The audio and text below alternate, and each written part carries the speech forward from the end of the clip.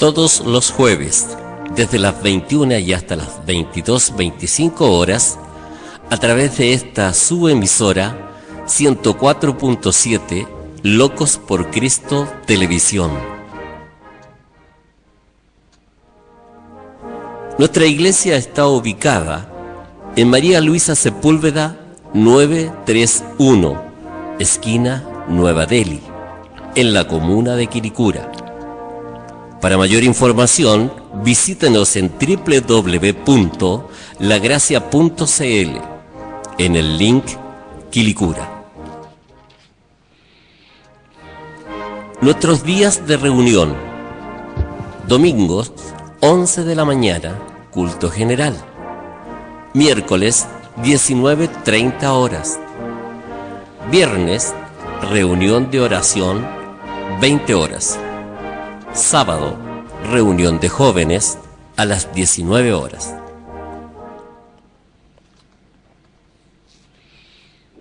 Muy buenas tardes, hermanos, hermanas, amigos y amigas. Estamos de nuevo hoy día, por la misericordia del Señor, en esta radio Locos por Cristo, para transmitir y poder comunicar y predicar la palabra de Dios. Queremos que el Señor los bendiga grandemente hoy día con este programa, con lo que vamos a decir. Rogamos al Espíritu Santo que nos guíe. Pero antes de comenzar, que mi hermano César nos va a saludar a todos ustedes. Bueno, saludo a todos los hermanos que nos siguen en la 104.7, los que están en Quilicura, en regiones y en todo Chile, a lo largo de todo el mundo. Bendiciones para cada uno. Bien, hermanos y amigos, nos ponemos delante del Señor, diciendo: Padre eterno, Padre misericordioso, Señor, gracias te damos por este espacio que tú nos regalas, Señor, para poder comunicar tu palabra, Señor, y rogándote, Señor, que bendigas la palabra que se va a comunicar, bendiga los corazones que van a escuchar, Señor, para la honra y gloria de tu nombre. Hazla fructificar según tu buena voluntad, Señor, y las necesidades de cada uno según tu buena voluntad, porque tú conoces los corazones de cada hijo tuyo, de cada hombre, cada mujer de este mundo, Señor. Sabes lo que necesita. Padre eterno, Padre misericordioso, Señor, quedamos en tus manos, siempre rogándote también, Señor, por que tú bendigas al hermano Luis, su radio, Señor, internet, que no haya interrupción en las comunicaciones, Señor. Te pedimos y agradecemos todo esto siempre en el nombre de Cristo Jesús. Amén. Hermanos, hoy día es 31 de octubre. Ahí se celebran dos eventos hoy día. Uno es el día de la Iglesia Evangélica. Y ya vamos a hablar de eso. Y es la noche de Halloween. La noche de Halloween es la fiesta del diablo. Es la Navidad del diablo. Cuando veníamos para acá, niños, adultos ahí felices, disfrazados, haciéndole jugarreta al diablo. No lo saben ellos. Pero esta es una fiesta satánica. Pero vamos a referirnos al día de los evangélicos, de la iglesia evangélica hoy día. ¿De dónde viene esta celebración? El 31 de octubre de 1517, un monje agustino llamado Martín Lutero clavó en la parroquia de Wittenberg, Sajonia, Alemania, 95 tesis que cuestionaban varias cosas, y de eso vamos a hablar, del Vaticano, de la religión católica romana. Primero, disculpen, vamos a introducirnos explicando en 1517 nace la Reforma con este acto de Martín Lutero, en un contexto europeo muy diferente al de hoy día. Y sería de preguntarse, la reforma que inició Lutero, Calvino, Zwinglio y otros reformadores de Europa, ¿es válida hoy día? ¿Tiene vigencia hoy día?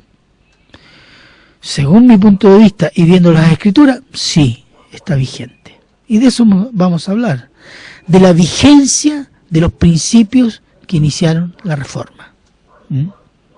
de donde nacen los protestantes y la Iglesia evangélica posteriormente.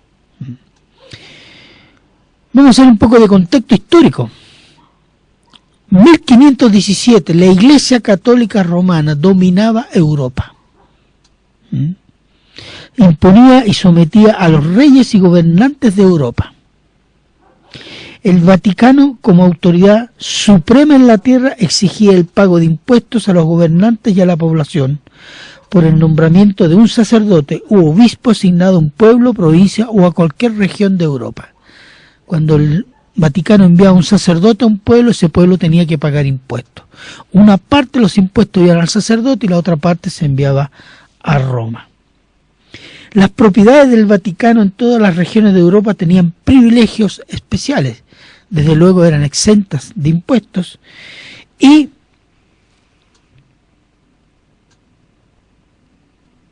de impuestos de la población y las autoridades del Vaticano. La población donde se encontraban las propiedades del Vaticano debían pagar un impuesto por el uso de la propiedad del Vaticano. Tercero podemos decir, la venta de puestos cardenalicios y puestos de Estado dentro del aparato burocrático del Vaticano. Se vendían, incluso el papado mismo, y era disputado entre las ricas familias de Roma y de Europa. Muchos papas fueron papas porque su familia compró el puesto. Y muchos cardenales eran cardenales porque sus familias habían comprado ese puesto. Era importante tener ese puesto, daba poder político e influencia social. La corrupción moral. Los sacerdotes, los cardenales, los obispos, todos tenían concubinas. Y tenían hijos reclamándolo. ¿Y usted cree que eso se inmutaba? ¿Había alguna, conciencia moral sobre eso? Nada. Y tercero, en Roma habían prostíbulos exclusivos para los sacerdotes. Usted puede entender que el poder político, la codicia económica y la falsa doctrina habían corrompido la Iglesia en Roma y a lo largo de toda Europa. A ellos les interesaba más que nada el poder político, el poder económico y la influencia social. Por último, y lo que fue la guinda a la torta y que hizo estallar el escándalo, la venta de las indulgencias a la población para que se les perdonara los pecados o para sacar los deudos del purgatorio. Las indulgencias eran un pequeño documento firmado por el Papa que decía: yo saco del purgatorio a tal persona, yo perdono, y eso se pagaba con plata. Ahora, ¿quién pagaba mucho? Ese tenía asegurado el cielo, escrito por el Papa. Quien tenía plata tenía todas las posibilidades de sacar a todos sus parientes del purgatorio. Ese era el escándalo. ¿Y sabe para qué se juntaban esos dineros? Para la construcción de la actual Basílica de San Pedro. En definitiva, para engrandecer a la vista del mundo la gloria y el poder del Papa. Entonces el poder político, la codicia y la corrupción eran lo normalísimo. No dentro de la Iglesia Católica, a todo nivel, la Iglesia Católica, a nivel de gobierno, a nivel religioso, a nivel político. Hombres llenos de concupiscencia y pública. No se escondían esas cosas. Entonces, cuando Lutero va a Roma y vuelve a Alemania, él comienza a repensar. Una cosa lo hace repensar: cómo el Papa puede dar indulgencia y perdonar los pecados. En definitiva, a una conclusión llegó Martín Lutero. Él hacía clases de teología en Wittenberg, en Sajonia, Alemania, y su libro preferido era Romanos. Después de 2 años del estudio de Romanos, el Espíritu Santo le abre su corazón y descubre que el justo, por la fe, vivirá. De ahí nacen las 95 tesis de Martín Lutero. Estas 95 tesis se difundieron rápidamente por toda Europa gracias a un recién invento de aquellos días. ¿Sabe cómo se llama ese invento? La imprenta. Se imprimieron rápidamente y se difundieron rápidamente en Europa. En los primeros meses la jerarquía católica no dio demasiada importancia a las tesis de Lutero, el cual llamó públicamente a la nobleza alemana para que hiciera una reforma de la Iglesia Nacional, sin considerar al Vaticano. Además escribió sobre el sacerdocio universal del cristiano sin necesidad de la ordenación especial. Todo esto siguiendo la Biblia. Cuestionó la práctica de los numerosos sacramentos y declaró válidos solo dos, bautismo y Santa Cena. Y declaró que la salvación es solo por fe en Cristo. Cuando llegó públicamente y cuando los príncipes alemanes comenzaron a apoyar a Lutero, en ese momento el Vaticano comenzó a perseguir a Lutero y a los seguidores de Martín Lutero en toda Europa. O se retractan o morían quemados vivos en la hoguera. Esa era la política del Vaticano. En 1521, el emperador Carlos V de Alemania convocó una asamblea a todas las autoridades de Alemania en Worms, invitando a Lutero para exponer sus nuevas doctrinas. A pesar de que había una trampa para matar a Lutero, este fue y expuso la palabra de Dios, y se le quiso obligar por parte del rey y de los funcionarios del Vaticano a retractarse de sus doctrinas, lo cual Lutero no hizo. En cambio, el rey Carlos V se declaró defensor de los intereses del Vaticano y enemigo de Lutero. Al término de la asamblea, Lutero, volviendo a Wittenberg, fue secuestrado por el príncipe Federico II de Sajonia para protegerle de la decisión de los papistas de asesinar a Martín Lutero, que ya se sabía que tenían esas intenciones. Martín Lutero estuvo un año escondido bajo la protección de Federico II, tiempo durante el cual tradujo el Nuevo Testamento al alemán. Entretanto, muchos sacerdotes y gobernantes de Europa se manifiestan de acuerdo con Lutero y sufren la persecución y la muerte por manos de la Inquisición Vaticana. En 1529 el rey Carlos V de Alemania convoca de nuevo una asamblea de las autoridades en Spira, y el rey intenta convencer a los príncipes de someterse a la autoridad del Papa y abandonar las doctrinas herejes de Martín Lutero. Los señores y príncipes luteranos se negaron y protestaron ante el rey Carlos. Por esta protesta se comenzó a llamar a los luteranos y reformadores en toda Europa protestantes. De ahí viene. De nuevo, en 1530, el rey Carlos V convoca a la asamblea de nobles alemanes, las autoridades, en Augsburgo, con el objetivo de que luteranos y católicos, reformadores y católicos, se pusieran de acuerdo para aceptar una doctrina cristiana común. Aquí tenemos ya la primera señal del ecumenismo. Tenemos algo en común, podemos sacar algo en común. Lutero fue invitado, pero no fue, y envió a su amigo y teólogo Philipp Melanchthon, el cual se negó a cualquier acuerdo con los papistas. Este hombre era un fundamentalista, ¿cierto? Un hombre sin amor, un divisor, así se diría hoy día, ¿cierto? Muchos dirían eso. Pero Melanchthon, por los principios, por los cuales mucha sangre estaba desparramando sangre, y los cuales él estará convencido que era lo bíblico, dijo, no hay acuerdo. Los luteranos, junto a Melanchthon, redactaron una declaración llamada Confesión de Augsburgo, en la que exponían sistemáticamente los principios doctrinales proclamados por Lutero. Vamos a ir un pequeño intervalo Vamos a poner una alabanza y vamos a continuar con la historia de la Reforma.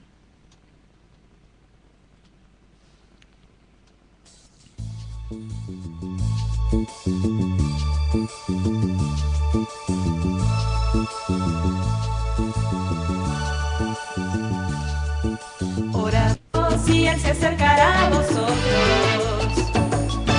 Acercaos a Dios y Él se acercará a vosotros. Orad, orad, orad, sin cesar. Orad, orad, orad, sin cesar. Orad, sin cesar. Orad, orad, orad, sin cesar. Orad, orad, orad, sin cesar. Acercaos a Dios y Él se acercará a vosotros.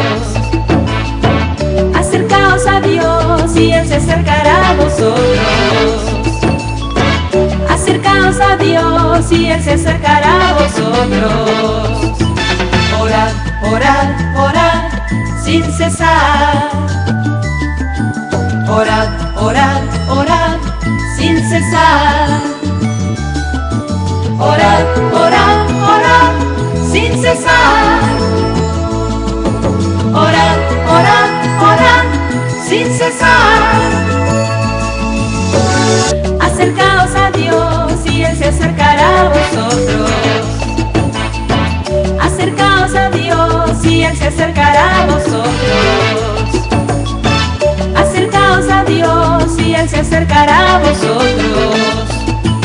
Orad, orad, orad, sin cesar. Orad, orad, orad, sin cesar. Orad, orad, orad, sin cesar. Orad, orad, orad, sin cesar, sin cesar, sin cesar, sin cesar, sin cesar, sin cesar, sin cesar, sin cesar, sin cesar. ¿Aviso?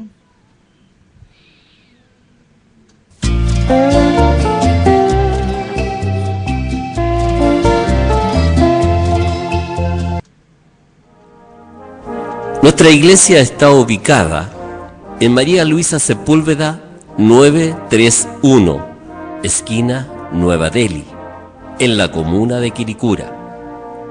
Para mayor información, visítenos en www.lagracia.cl, en el link Quilicura. Nuestros días de reunión: domingos, 11 de la mañana, culto general. Miércoles, 19:30 horas. Viernes, reunión de oración, 20 horas. Sábado, reunión de jóvenes a las 19 horas.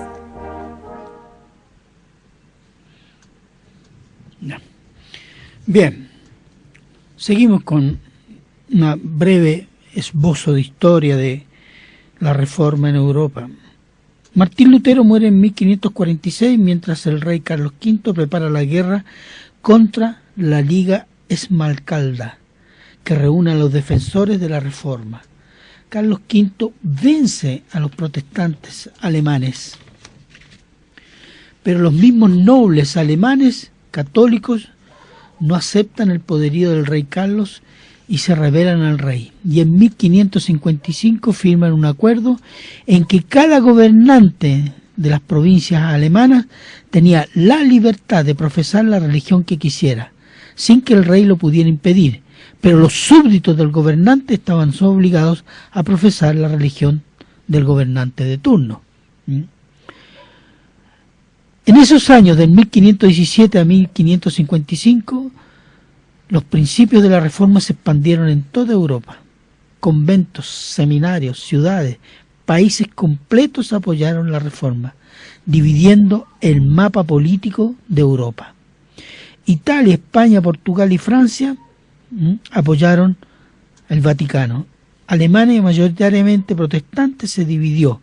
Suiza, mayoritariamente protestante, y los países nórdicos, Suecia, Bélgica, Holanda, apoyaron la reforma. Eslovaquia se dividió, y así sucesivamente. La mayoría de los países divididos entre la reforma y el Vaticano.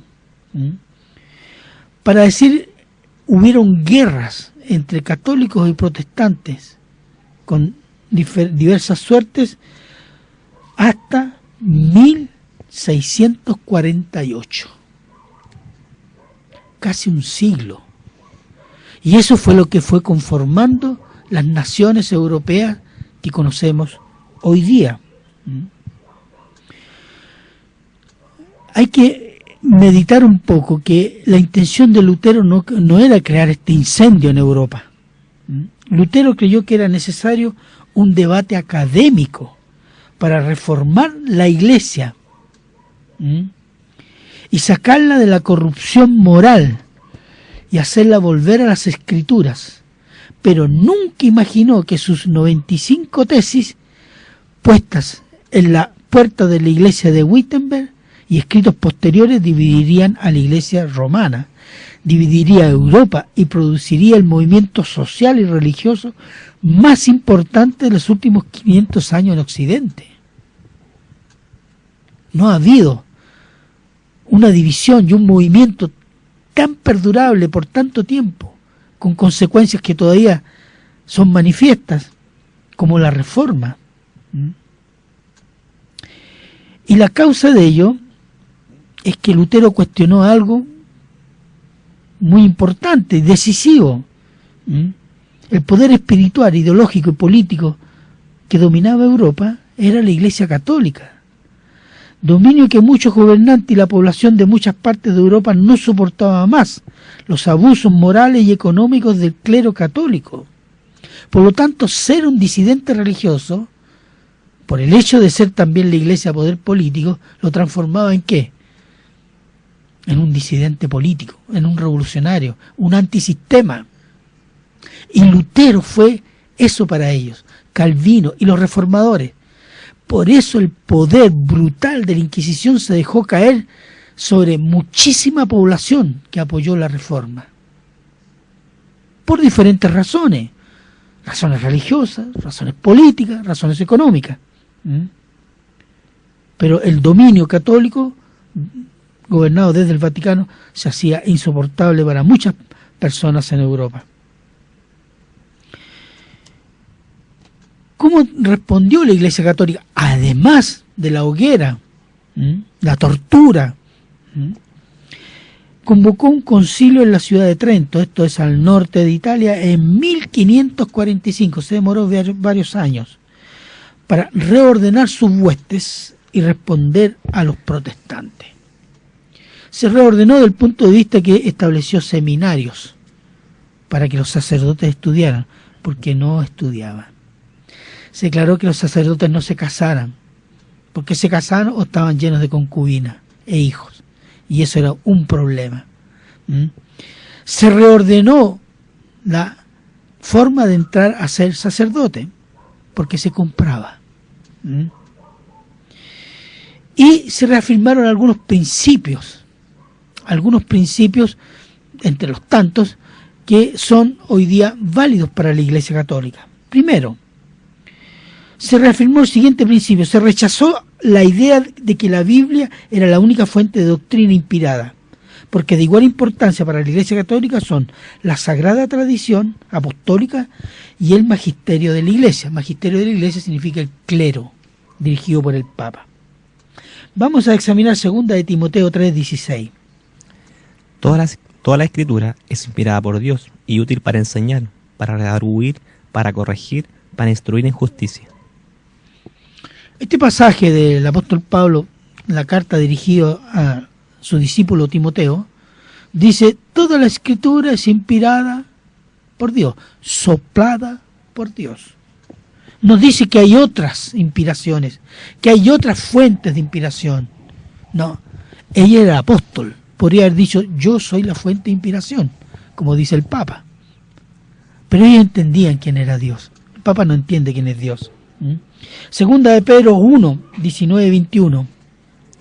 Tenemos también la palabra profética, más segura, a la cual hacéis bien en estar atentos como a una antorcha que alumbra en lugar oscuro, hasta en el día que aclarezca y el lucero de la mañana salga en vuestros corazones, entendiendo primero esto, que ninguna profecía de la Escritura es de interpretación privada, porque nunca la profecía fue traída por voluntad humana, sino que los santos hombres de Dios hablaron siendo inspirados por el Espíritu Santo.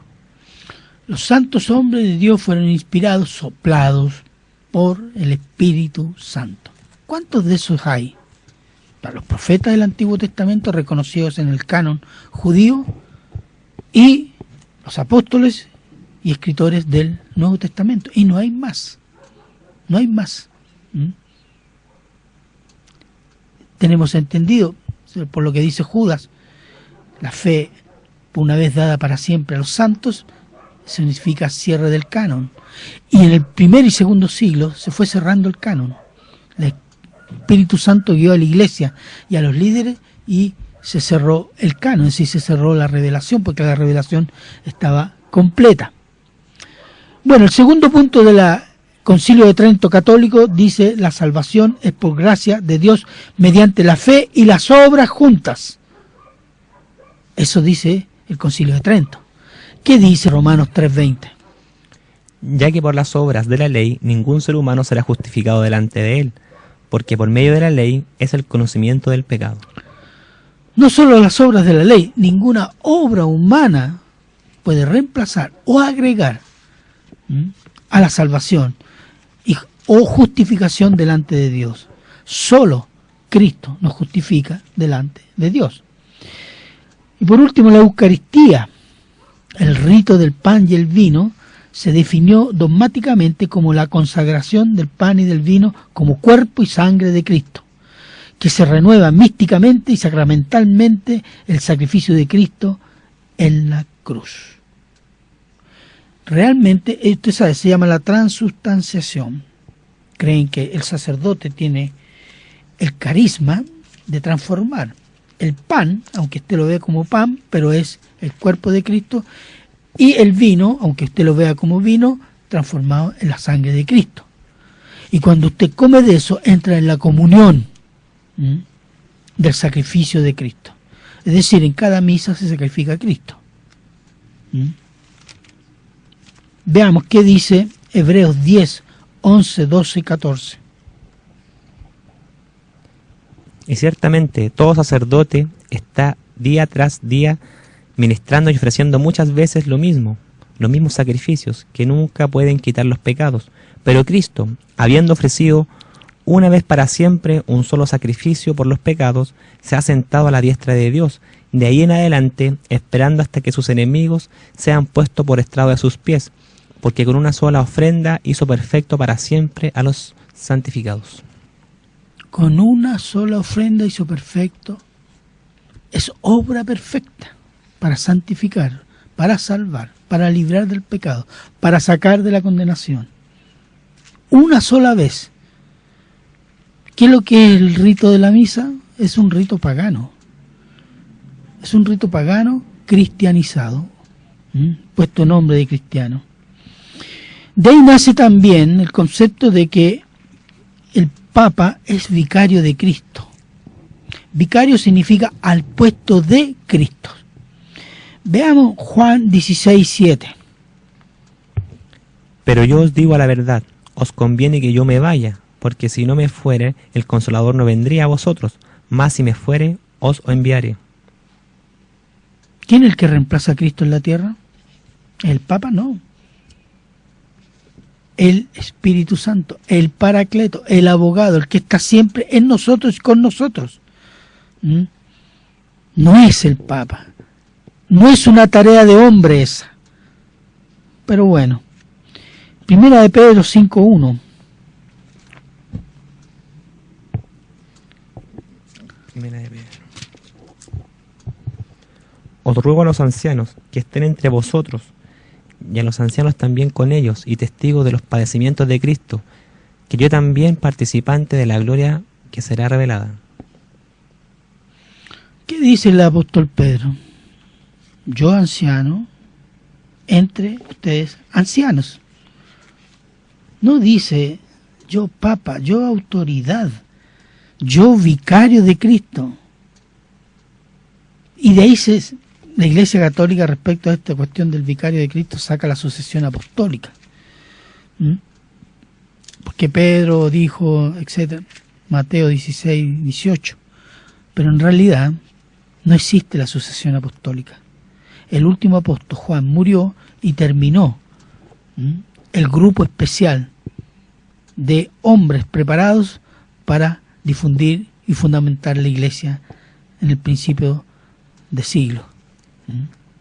Eran hombres con dones especiales. No existe una sucesión apostólica. Ni siquiera los apóstoles, el apóstol Pedro ni el apóstol Juan, se les ocurrió establecer una sucesión apostólica. Ni siquiera los primeros padres, después de los apóstoles, tampoco. Esto del vicario de Cristo y la sucesión apostólica es muy posterior.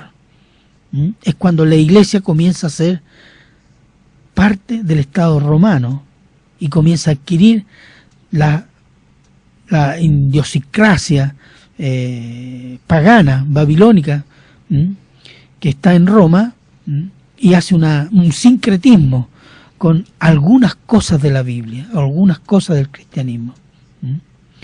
Pero estos son los principios católicos que se establecieron en el Concilio de Trento. Y el Concilio Vaticano II de 1962 los declaró vigentes. Es decir, la Iglesia Católica Romana no ha cambiado su doctrina. Es la misma doctrina que motivó la persecución a los protestantes, a los cristianos, a los que hoy día nos llaman evangélicos. Entonces, vamos a examinar ahora, pero antes vamos a ir a otro intervalo. Vamos a poner una alabanza para la gloria de Dios.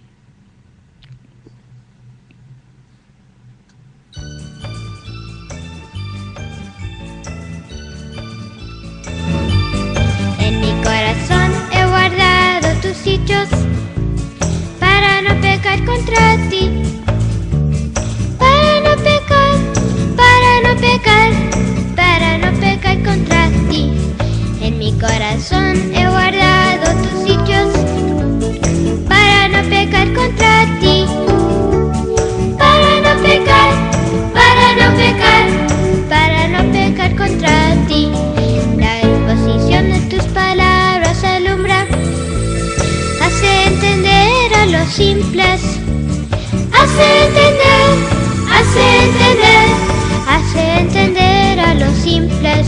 En mi corazón he guardado tus dichos para no pecar contra ti, para no pecar, para no pecar, para no pecar contra ti. La exposición de tus palabras alumbra, hace entender a los simples, hace entender, hace entender, hace entender a los simples. En mi corazón he guardado tus dichos para no pecar contra ti, para no pecar, para no pecar, para no pecar contra ti, para no pecar, para no pecar, para no pecar contra ti.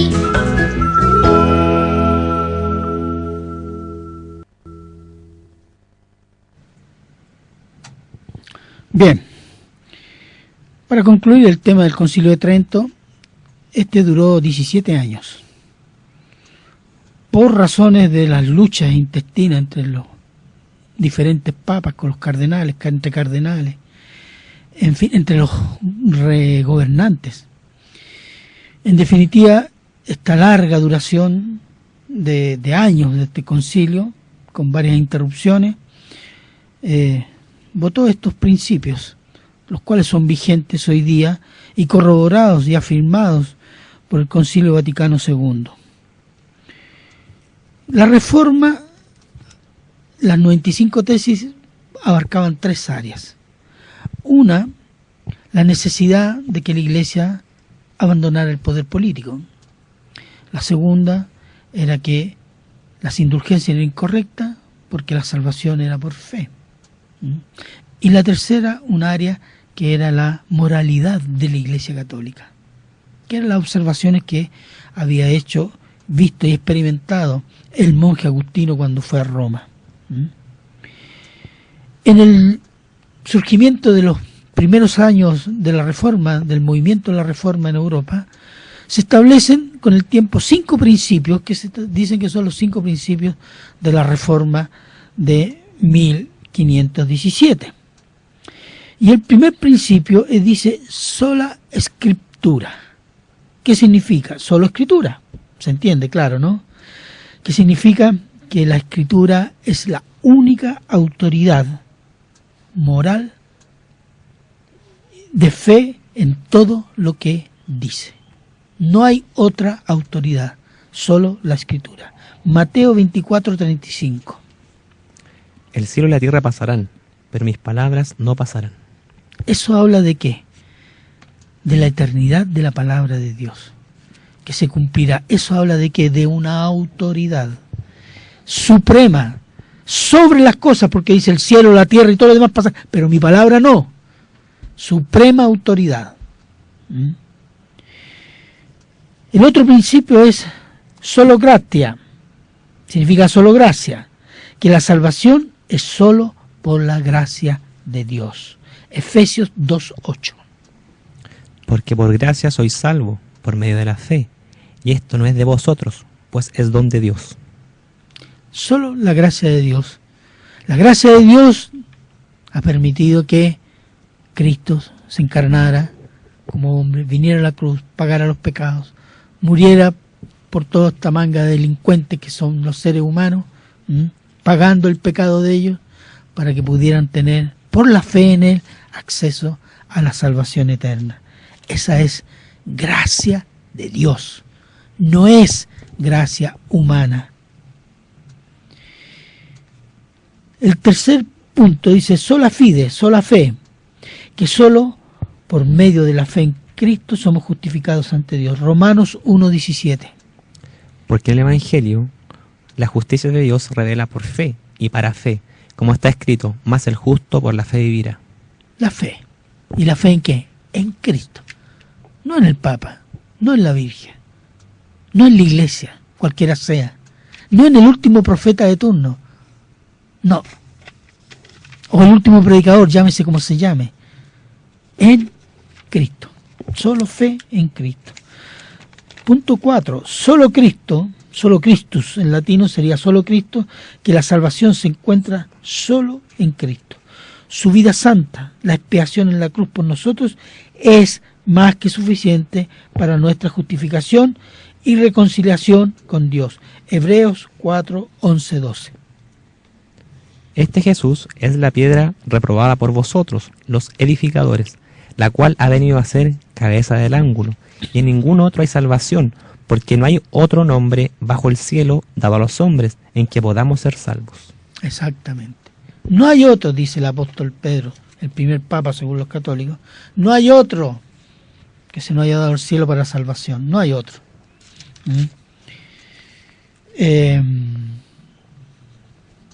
Vamos al quinto punto. Soli Dei Gloria. Solo a Dios la gloria. La salvación es de Dios y ha sido siempre obra de Dios para su gloria. Y somos salvos para vivir delante de Dios bajo su autoridad para su gloria.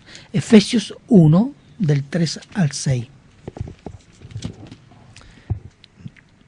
Bendito sea el Dios y Padre de nuestro Señor Jesucristo, que nos bendijo con toda bendición espiritual en los lugares celestiales en Cristo, según nos escogió en Él antes de la fundación del mundo, para que fuésemos santos y sin manchas delante de Él, en amor, habiéndonos predestinados para ser adoptados hijos suyos por medio de Jesucristo, según el puro afecto de su voluntad, para la alabanza de la gloria de su gracia, con la cual nos hizo aceptos en el amado. Para la alabanza de su gloria, de su gracia, para la alabanza, gloria de su gracia. Todo, desde la creación hasta el juicio que hay en Apocalipsis, es para la gloria de Dios. Todo glorifica a Dios. Y esa gloria no la puede robar nadie. Quien la roba son los falsos. Sobre estos principios bíblicos debemos discernir, evaluar y reconocer la falsa doctrina. Porque los 5 principios están basados en ¿qué? En la Escritura. Los principios del Concilio de Trento, vigentes para la Iglesia Católica hoy día, ¿dónde están basados? ¿Están basados en la Escritura? No. Están basados en una tradición pagana. Entonces, ¿qué tenemos que hacer nosotros? Pensar que hoy día, después de casi 500 años, es posible reconciliarnos, resolver el problema que se generó en aquel tiempo, que llevara a un monje agustino alemán a proponer 95 tesis y que desató un pandemonio en Europa. ¿Es válido todavía esos principios? Sí, todavía son válidos. Todavía son válidos. Pero antes de seguir adelante, déjeme hablar un pequeño capítulo, solo una pequeña síntesis, capítulo chileno, sobre cómo la Iglesia Católica trataba y se relacionaba con los evangélicos. Usted sabe que desde la colonia hasta la independencia, los muertos se enterraban en los cementerios parroquiales católicos. Entonces, ¿quiénes no podían ser enterrados allí? Los herejes y los evangélicos. Los judíos, los masones y los suicidas, creo. ¿Qué sucedía? Había gente católica que se compraba un sepulcro en la parroquia más cerca del altar. Eso costaba mucha plata. Significaba que el santo iba a ser más bendecido. Y el católico pobre estaba más lejos. Iba a ser menos bendecido. ¿Por qué? Porque podía pagar poco. Y los indigentes estaban casi en la calle. Con el tiempo, esto generó un problema sanitario muy serio en la ciudad de Santiago y en las ciudades más grandes del país que se estaban generando en aquel tiempo de la colonia, fines de la colonia y principios de la independencia. Además, las escuelas eran gobernadas por católicos. Por lo tanto, los evangélicos no podían ser enterrados y los evangélicos no podían estudiar. ¿Sabe dónde iban a enterrar sus muertos los evangélicos? A un peñón, el Huelén, que ahora los españoles le pusieron Santa Lucía, que era un basural. Allí los evangélicos iban a enterrar en medio de la basura sus deudos. ¿Y sabe qué sucedía al día siguiente? Sus cuerpos eran carne de comida de los perros vagos. Y en la cañada, la actual Alameda, veía a los perros con pedazos de piernas, brazos, costillas, comiéndolo. Y era carne fresca para ellos. Bernardo O'Higgins decretó, cuando después de la independencia se transformó en el director supremo, decretó la realización del cementerio general con la oposición de la Iglesia Católica a que los evangélicos fueran sepultados allí para no contaminar a los santos. Bernardo O'Higgins era masón y él estudió su juventud en una Inglaterra anglicana y protestante. Él trajo a Chile el sistema de educación lancasteriano, que enseñaba a leer a los niños con la Biblia.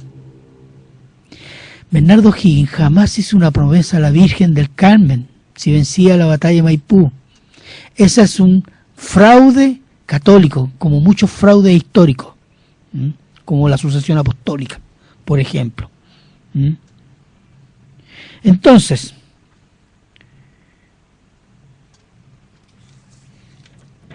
al final, por un problema sanitario que se estaba produciendo en la ciudad de Santiago, se aceptó que los evangélicos fueran enterrados en el cementerio general, pero exigió la Iglesia Católica que se delimitara un área, Y en esa área se levantaron un muro de 7 metros de alto y 3 metros de ancho para que los herejes no contaminaran a los santos. Y así se hizo. Usted puede ir al Cementerio General de Santiago y preguntar por el patio de los disidentes. Ahí están enterrados los próceres, los hombres misioneros que trajeron el Evangelio a Chile. Hombres de negocio, misioneros, sacerdotes que se convirtieron en Chile y que predicaron el Evangelio y sembraron la semilla del Evangelio, de la cual nosotros somos sus herederos, los evangélicos de hoy día. Se le llamó, como decía, el patio de los disidentes del Cementerio General. Muchas veces los evangélicos sepultaban sus deudas en el patio de los disidentes, pero en la noche los compasivos católicos romanos iban, desenterraban el cadáver del sepultado y lo lanzaban a la calle. ¿Sabe lo que tenían que hacer los parientes después? Debían hacer guardia 3 días y 3 noches para evitar esta humillación. Años después, don Benjamín Vicuña Maquena tiene un proyecto de reestructuración de Santiago y ello contempla la transformación del Peñón Santa Lucía de basural a un paseo ciudadano, como los que había visto en Francia, porque fue un hombre que viajó mucho por Europa. Pero tenía que resolver un problema: los cadáveres que ahí se iban a botar. Decidió hacer una limpieza de toda esa zona. Juntó todos los restos de cuerpos de cadáveres que encontró, huesos, y los enterró en el patio de los disidentes. Y quedó formalizado definitivamente el patio de los disidentes para que los evangélicos pudieran enterrar a sus deudos. Y usted puede ver a un borde, a una cierta altura del Cerro Santa Lucía, un escrito de don Benjamín Vicuña Maquena sobre el lugar donde estaban los restos de los evangélicos, que dice: los exiliados del cielo y de la tierra, es decir, los evangélicos, según ellos, del cielo y de la tierra. Pero en fin, ese es el capítulo chileno, y es un pequeño capítulo, hermanos. No es un pequeñísimo capítulo, y estamos hablando del siglo XIX, no estamos hablando de 1500, 1600, de la guerra en Europa, que se asesinaba, no. Aquí en Santiago, y antes de la Segunda Guerra, déjeme decirle que la iglesia evangélica tenía que poner su iglesia en la periferia de Santiago, en la periferia, no al centro.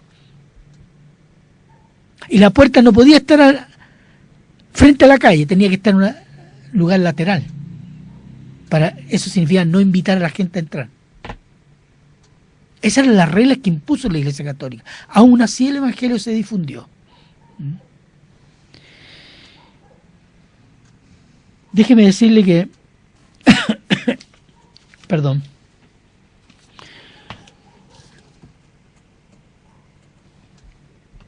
que a pesar de esta digamos hostigamiento, opresión católica contra los evangélicos, el evangelio creció, el evangelio se difundió. Políticos norteamericanos que eran presbiterianos o ingleses que eran anglicanos difundieron el evangelio. Hombres de negocio ingleses y norteamericanos, presbiterianos, bautistas y metodistas difundieron el evangelio. Y después llegaron los misioneros españoles, misioneros norteamericanos, misioneros ingleses, que difundieron el evangelio. Entonces, a pesar de toda esta oposición de la Iglesia Católica, que quemaba iglesias, apedreaba iglesias, tanto para decirle un recuerdo personal, y estamos hablando después de la Segunda Guerra, no soy tan viejo. Mi abuela, que era una católica de esas terribles, le decía a mi hermana, cuando pasaban los evangélicos cantando y predicando, decía: si tú no tienes que escuchar a estos herejes, porque si los escuchas te vas a ir al infierno. Y cuando pasaban los evangélicos, mi hermana se tapaba los oídos y se iba al fondo del patio para no escucharlo, porque si lo escuchaba se iba al infierno.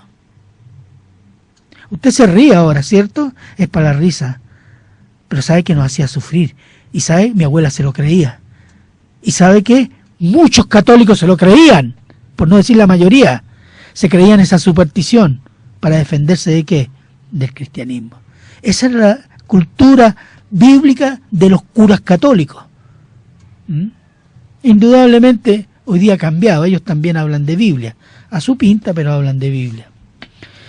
Después del Concilio Vaticano II, estamos hablando del año 62, a los herejes y disidentes evangélicos se les llamó hermanos apartados. ¡Gloria a Dios! ¡Qué bueno! Despertaron. Desde ese momento la Iglesia Católica Romana tendió sus telarañas hacia los evangélicos para que nos olvidáramos de los mártires de la Reforma, gracias a los cuales el Evangelio se expandió y el mundo conoció la Biblia. Porque si no hubiera sido así, hermanos, por ellos, el catolicismo romano todavía tendría la Biblia escondida y seguiría asesinando a cristianos.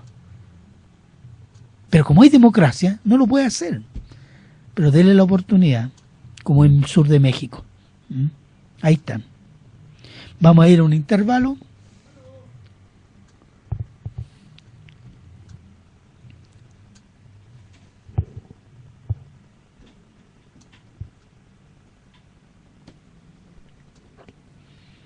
Ya vosotros estáis limpios por la palabra, limpios por la palabra que os he hablado. El cielo y la tierra pasarán, el cielo y la tierra pasarán, pero mis palabras no pasarán. El cielo y la tierra pasarán, el cielo y la tierra pasarán, pero mis palabras no pasarán. El Espíritu es el que da vida, la carne para nada aprovecha. Las palabras que yo os he hablado son espíritu y son vida. El Espíritu es el que da vida, la carne para nada aprovecha. Las palabras que yo os he hablado son espíritu y son vida. El cielo y la tierra pasarán, el cielo y la tierra pasarán, pero mis palabras no pasarán. El cielo y la tierra pasarán, el cielo y la tierra pasarán, pero mis palabras no pasarán. Pero mis palabras no pasarán. Pero mis palabras no pasarán.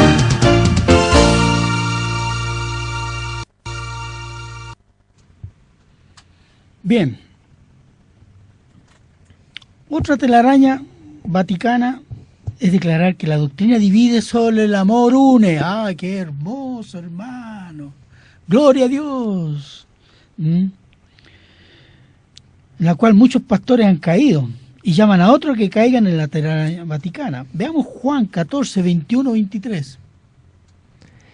El que tiene mis mandamientos y los guarda, ese es el que me ama. Y el que me ama será amado por mi Padre. Y yo le amaré y se manifestaré a él. Y le dijo Judas, no al Iscariote, Señor, ¿cómo es que te manifestarás a nosotros y no al mundo? Respondió Jesús y le dijo, el que me ama, mi palabra guardará, y mi Padre le amará, y vendremos a él y haremos morada con él. El Señor Jesús sabe cómo le llama su palabra en otros pasajes, o con la Biblia como la menciona, doctrina, que significa enseñanza. Entonces, ¿qué está diciendo el Señor Jesús en Juan? El que me ama guarda la doctrina. Y mi Padre y yo nos manifestaremos. El que me ama, la señal del amor es guardar la doctrina de Cristo. No es desechar la doctrina de Cristo. ¿Ves que son mentirosos? Tergiversan la palabra, pero suena bonito. Veamos Mateo 10:34. No penséis que he venido para traer paz a la tierra. No he venido para traer paz, sino espada. Porque la fe en Cristo lleva a dividir incluso familias entre quienes creen en Cristo y quienes rechazan a Cristo. Y eso es así en cualquier lugar. La paz de Cristo es para el que cree en Cristo, no para el que no cree en Cristo. El que no cree en Cristo es enemigo de Dios. Eso es lo que dice la palabra. Es mucho mejor estar divididos por amor a la verdad que estar unidos en la mentira y la falsedad. Bien, la otra telaraña es: unámonos en Cristo. Oh, porque ustedes y nosotros creemos en Cristo. Tenemos diferencias, pero creemos en Cristo. Tenemos la misma raíz. Perdón, ¿puedo decir algo? Pero el Cristo del catolicismo romano no es suficiente. Necesita los sacramentos de la Iglesia y las obras del hombre para salvar. El Cristo de la Biblia, el Cristo de los cristianos, su sacrificio en la cruz es más que suficiente para salvarnos de la condenación eterna. Hay dos Cristos diferentes, ¿no? Uno necesita la ayuda del hombre, el nuestro no. Segunda de Corintios 6, 14 y 16. No unáis en yugo desigual con los incrédulos, porque ¿qué compañerismo tiene la justicia con la injusticia? ¿Y qué comunión la luz con las tinieblas? ¿Y qué concordia Cristo con Belial? ¿O qué parte el creyente con el incrédulo? ¿Y qué acuerdo hay entre el templo de Dios y los ídolos? Porque vosotros sois templo del Dios viviente. Como Dios dijo: habitaré y andaré entre ellos, y seré su Dios, y ellos serán mi pueblo. ¿Qué tienen que ver los hijos de Dios con una religión pagana? Nada. Nada. Más todavía. Una de las últimas declaraciones del actual Papa o Emperador de Roma declaró que Dios está preso por nuestro egoísmo. Esta es revelación. Eso fue lo que declaró el actual emperador de Roma. Pero el Dios de la Biblia, mi Dios, dice otra cosa. Veamos Isaías 43 del 10 al 13. Vosotros sois mis testigos, dice Jehová, y mi siervo que yo escogí para que me conozcáis y creáis y entendáis que yo mismo soy. Antes de mí no fue formado Dios, ni lo será después de mí. Yo Jehová, y fuera de mí no hay quien salve. Yo anuncié y salvé, e hice oír, y no hubo entre vosotros dioses ajenos. Vosotros, pues, sois mis testigos, dice Jehová, que yo soy Dios. Aún antes que hubiera día, yo era, y no hay quien de mi mano libre. Lo que hago yo, ¿quién lo estorbará? ¿Quién lo estorbará? ¿Quién lo tomará preso? Nadie. Entonces, es un Dios con mayúscula, nuestro Dios, todopoderoso, soberano y misericordioso. En cambio, el Dios del Papa es un Dios con minúscula y tan débil que cualquier pecador puede tenerlo preso, incluso el Papa. Está preso, dice, del egoísmo. No hay duda que el cristiano no puede tener acuerdo con quien tiene un Cristo insuficiente, un Dios preso de hombres pecadores y que se basa la salvación en doctrinas de hombres y usurpa el lugar del Espíritu Santo. Vamos a ir a otra alabanza antes de ir a la conclusión.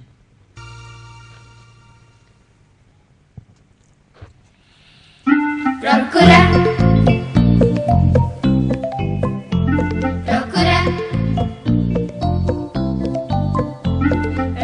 con diligencia presentarte a Dios.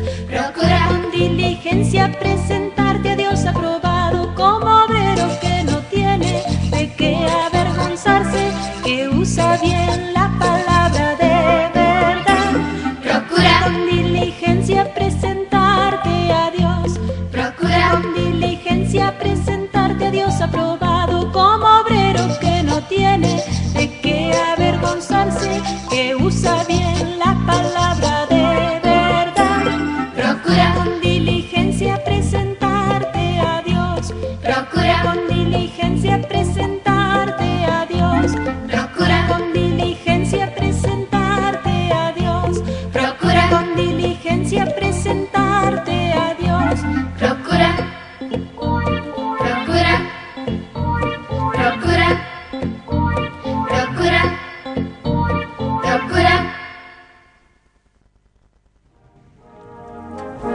Nuestra iglesia está ubicada en María Luisa Sepúlveda 931, esquina Nueva Delhi, en la comuna de Quilicura. Para mayor información, visítenos en www.lagracia.cl en el link Quilicura. Nuestros días de reunión: domingos 11 de la mañana, culto general. Miércoles 19:30 horas. Viernes, reunión de oración 20 horas. Sábado, reunión de jóvenes a las 19 horas.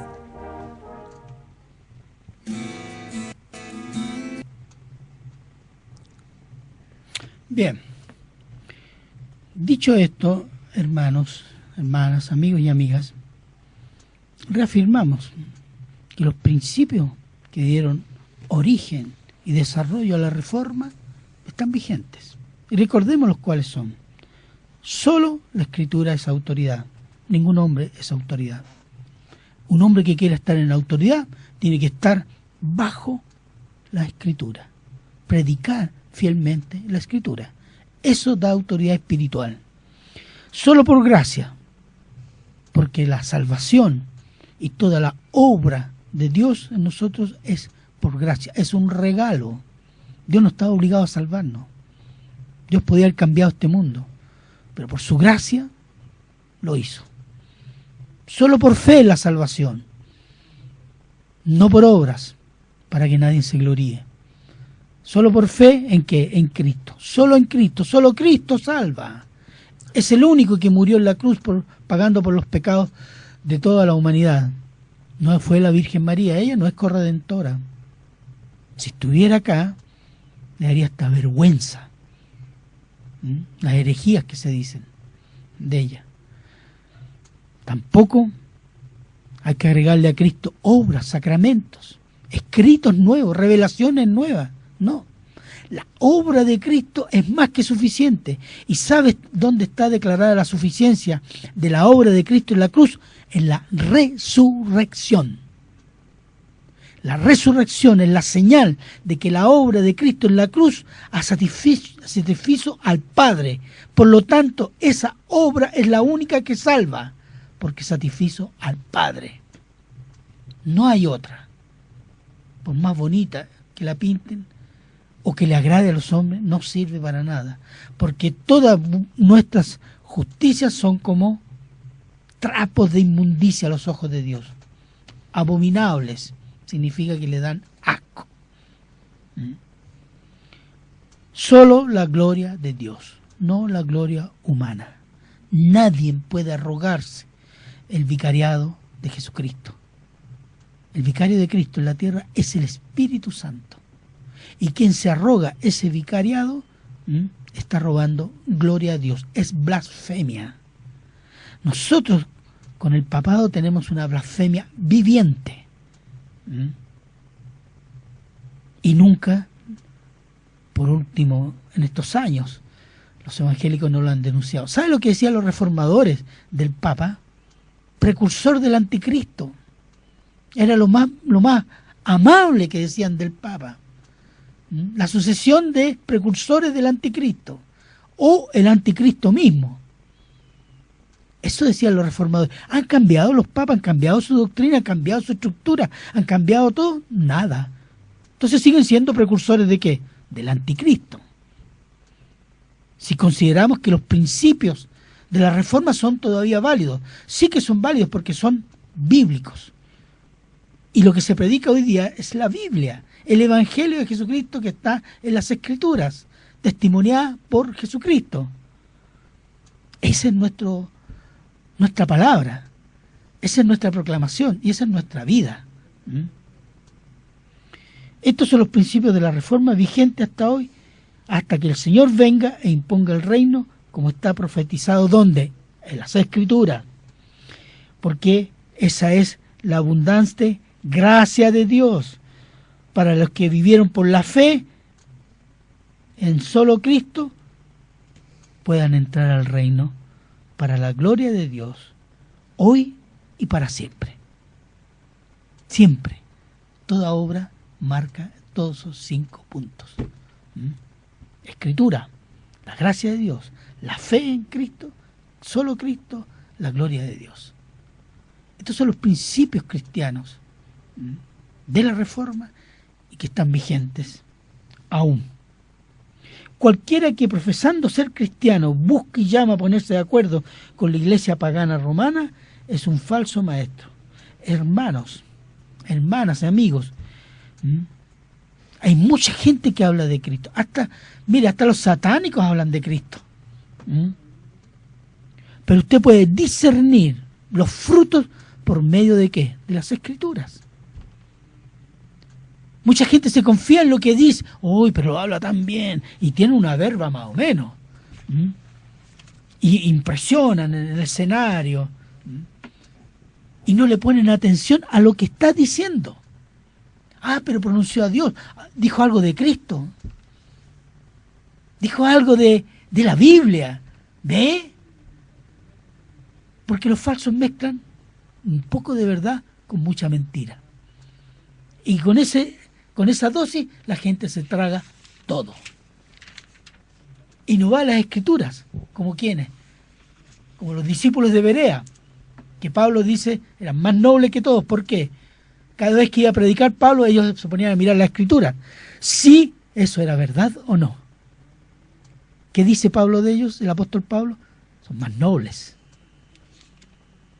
Si una iglesia le dice al pastor, queremos examinar su predicación a la luz de la Escritura, ¿sabe lo que le dice el pastor? Están ofendiendo al ungido.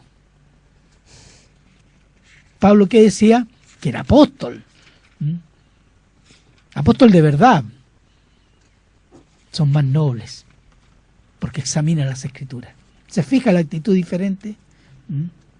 Porque el que se enoja porque le van a examinar su predicación es porque está predicando para sí mismo, para su propio ego. Pablo predicaba ¿para qué? Para Cristo, para que la gente creciera, conociera, amara a Cristo, no a Pablo. Y esa es la diferencia.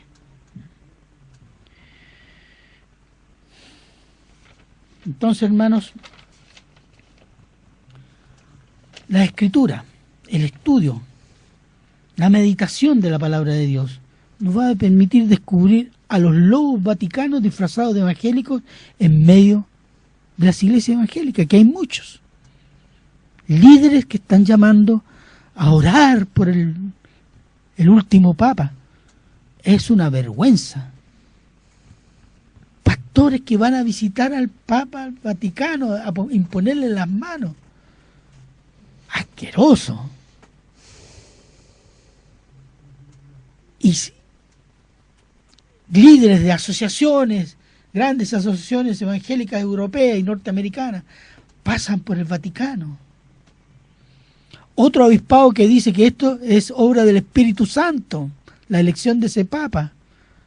¿De cuándo acá el Espíritu Santo obra para bendición en una religión pagana?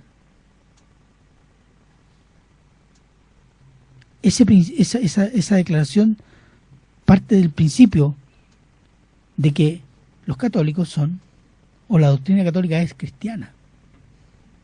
¿Se fija cómo están engañados?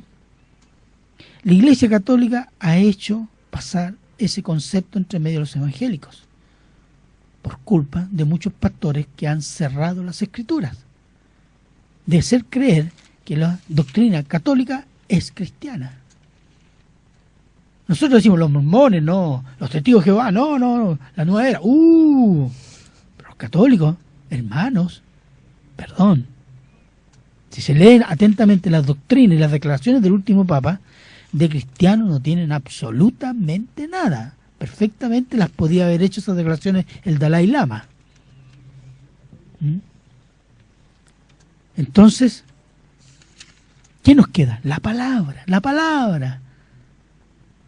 Sea noble como aquellos de Berea, examine, escudriñe las Escrituras, sáquele el jugo. Para eso está la revelación. Para que aprendamos y conozcamos y tengamos comunión con nuestro Señor. y podamos ser transformados ¿a qué? A la imagen de Cristo. Imagen y semejanza de Cristo, transformados de gloria en gloria en la semejanza de Cristo, para que Él sea exaltado entre muchos hermanos, como dice Romano. No es aquí ser más bueno, aquí es ser santo, y el parámetro de la santidad es Cristo, no es el Papa, ni ningún hombre, por muy pintado y santificado que sea, es Cristo. Y por Cristo somos vistos como santos por el Padre, por la fe en Cristo Jesús. Así que hermanos y hermanas, amigos y amigas, yo los invito, no dejen, y si ha dejado, recupere, vuelva a las Escrituras. La espada del Espíritu le llama en Efesios 6, la espada del Espíritu, porque es para defendernos. Y con ella nosotros podemos reconocer los frutos de un verdadero apóstol, de un verdadero maestro, de un verdadero profeta, de un verdadero cristiano. Por los frutos los conoceréis. Porque nosotros no podemos ver los corazones, pero podemos ver los frutos. No podemos ver las raíces, pero podemos ver si las manzanas están podridas o no, tan sanas o no. Esas son las obras, la vida del cristiano. Así que esté atento. No vienen tiempos difíciles. Los tiempos son peligrosos. Peligrosos. Déjeme decirle otra cosa. La mayoría, incluso del movimiento en África, Europa, Asia, América Latina, el ecumenismo está ganando terreno. En las grandes iglesias, en las mega iglesias, ligadas a la prosperidad, ligadas al canal de televisión TVC, creo que se llama, están ganando terreno y han ganado mucho terreno. Ahora se van a preocupar, ¿sabe de qué? De hacer iglesias más chicas, a meterlas en dos conceptos, la prosperidad y el ecumenismo, y ambos tienen olor a azufre. Tenga cuidado, los dos tienen olor a azufre, porque no predican la palabra, la tergiversan, la dejan a un lado. La palabra de Dios tiene todos los atributos de Dios. La palabra es santa, la palabra es perfecta, inerrante. Salmo 19, del 7 al 11, habla de la perfección de la palabra, el poder de la palabra, la sabiduría de la palabra, la santidad de la palabra, que son todos atributos de Dios. Y Dios se identifica con su palabra. Y cuando usted está reverenciando, estudiando la palabra y metiéndosela en su corazón, está metiéndose a Dios en su corazón. Eso es lo que quiere Dios. No son palabras de hombre, es la palabra de Dios. Y cuando se tergiversa, se calumnia y se deja a un lado la palabra, se está dejando de lado a Dios mismo. Así que atención, Dios quiere que Dios sea su fortaleza, la palabra tiene que estar en su corazón. Eso es lo importante. Bien, yo he terminado por ahora. Hago mi apelo en esta noche, que es noche de fiesta de la Navidad del Diablo. Mucha oración, hermanos. Oren por sus hijos, oren por los hijos de los parientes, oren por los niños, los jóvenes. Esta noche hay mucha actividad satánica detrás de esta fiesta comercial, donde una serie de niños y padres ignorantes disfrazan a sus niños. Hay culto satánico, hay muerte, hay sacrificio de animales, guaguas y personas. Eso en Estados Unidos y Europa se conoce, y en América Latina también. Ore mucho. ¿Sabe por qué? Le voy a decir otra cosa. Los días viernes y los días sábados, los satánicos oran contra las iglesias cristianas y contra los pastores. Ellos no tienen al Dios que nosotros tenemos. Sí, no lo tienen, gracias a Dios. Pero acuda al Dios que tenemos. Arrodíllese. Y dígale: Señor, danos la victoria esta noche. Danos la victoria. Glorifícate en esto. Es una lucha espiritual. Así que, hermanos, tenemos dos tareas: escudriñar la palabra y orar esta noche. Orar sin cesar. Con César sí, porque mi hermano se llama César. Bien. Yo quiero darle la palabra al hermano César, si quiere despedirse, orar. Bueno, quiero, como decía el pastor, toda la gloria y la honra es para nuestro Señor, ¿cierto? Y despedirme con el Salmo 66, alabanza por los hechos poderosos de Dios. 66, 1 al 4. Clamad a Dios con alegría toda la tierra. Cantad la gloria en su nombre. Poned gloria en sus alabanzas. Decid a Dios cuán asombrosas son sus obras. Con la grandeza de tu poder se someterán a ti tus enemigos. Toda la tierra te adorará y cantará a ti, cantarán a tu nombre. Amén. Lindo salmo.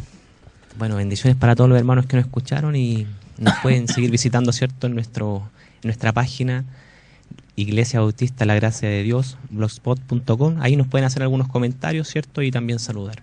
Sería de gran gusto para nosotros saber su opinión acerca del programa. Sí. Bendiciones. Quería saber si están escuchando, qué les parece. Si les gusta, claro. Si es de bendición, edificación, lo que estamos haciendo. Porque siempre nuestra intención es para la gloria de Dios. Amén. Y la edificación de los hermanos. Y la conversión de las almas a Cristo Jesús. Bien, vamos a orar para despedirnos, dar gracias al Señor. Gracias. Padre eterno, Padre misericordioso, Señor, te damos gracias por este tiempo, Señor, que hemos podido exponer tu palabra, Señor. Te damos gracias por esta santa palabra que tú has puesto en nuestros corazones, en nuestras manos, Señor, y poder publicarla, poder proclamarla, poder enseñarla, Señor.